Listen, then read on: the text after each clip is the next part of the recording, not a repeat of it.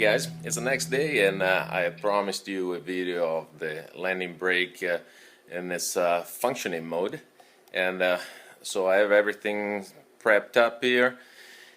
The little pad that the landing brake actuator was attached to is actually being flexed to the back side of the pilot seat, and now it's the morning. It's nice and hard.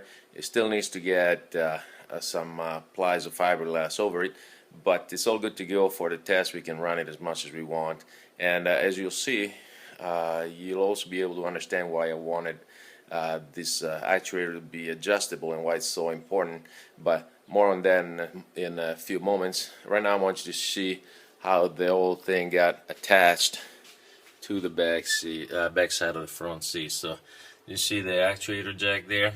That's this is the floor. Actually, the fuselage is kind of over on its side, and you can see I flexed it last night, so it's attached solidly. All the hardware is going to need to be replaced, and there's going to be 5 plies of fiberglass over this pad. But I'm going to go over on the other side now, and well, that's bright. I'll go over on the other side and actually show you the jack moving back and forth, and also talk a little bit about why I was so adamant when we were talking about adjusting the speed brake position. So let's see. I'm gonna step out of the camera, leave you a clear, unobstructed view of the speed brake. Make the connection here, and all right, speed brake going down.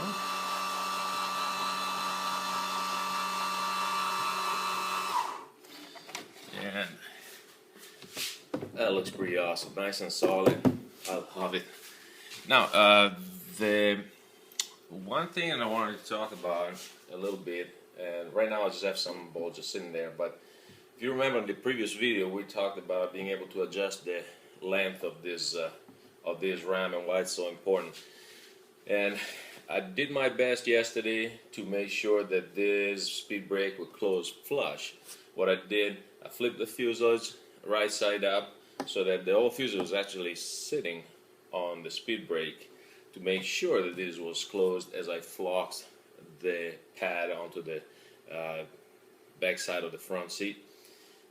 Yet, even with this doing, you will see that there's a little bit of a slack between the speed brake and the bottom of the airplane, and I'll show you how we can adjust it using the adjustability in the rod itself of the actuator. So I'm gonna go back behind the camera again, do the connection over, and suck the speed brake up, and you'll be able to see what I'm talking about.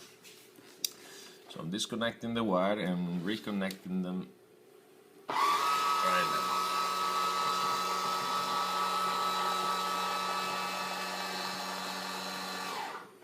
Alright, so this is the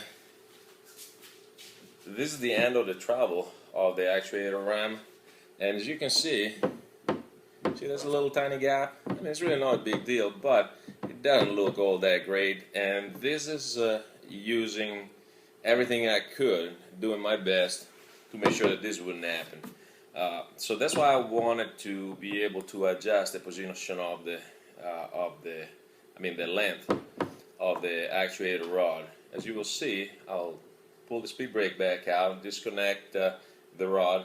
We're going to adjust it to shorten it just 1/2 turn, and we'll repeat this and see if that worked out any better. Alright, go back behind the camera again, redo the connections. Here's 1, here's 2.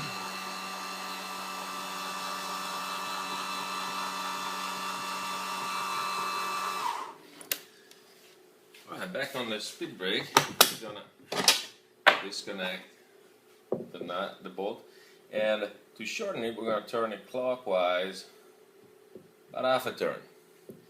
Redo the connections. Alright, and we'll see if that made any difference. Back behind the camera, reconnect the cables here, the wires.